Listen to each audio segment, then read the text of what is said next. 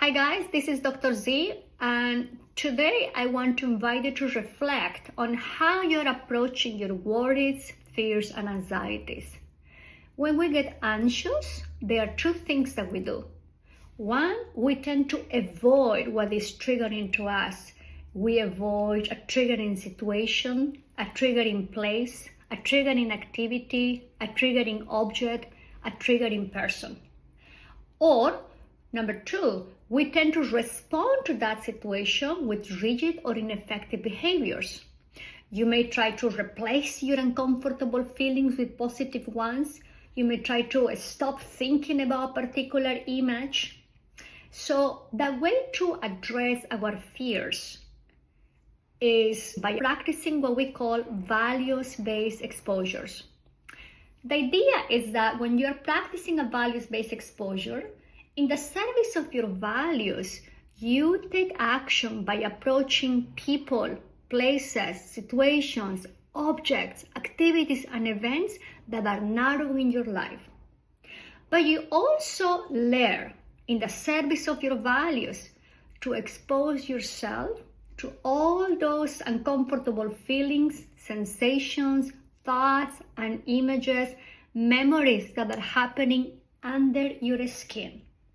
So values-based exposures is really about making room for the discomfort that comes when you are approaching what is outside of you, and the discomfort that comes facing and making room for those uncomfortable experiences, those uncomfortable thoughts, those uncomfortable images. So values-based exposure is not something to do from a checklist. It's not about powering through and just getting things done.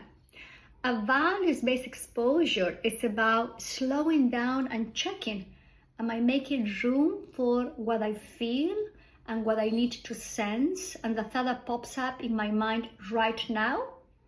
Or am I trying to avoid it or replace it or suppress it in some particular way? There is a difference in life when you approach your exposures as something that has to get done versus when you slow down and make room for all the yucky stuff that shows up when you're approaching your fears. And here is why this is important. Because to be human is to be anxious, to be human is to be afraid, to be human is to be worried.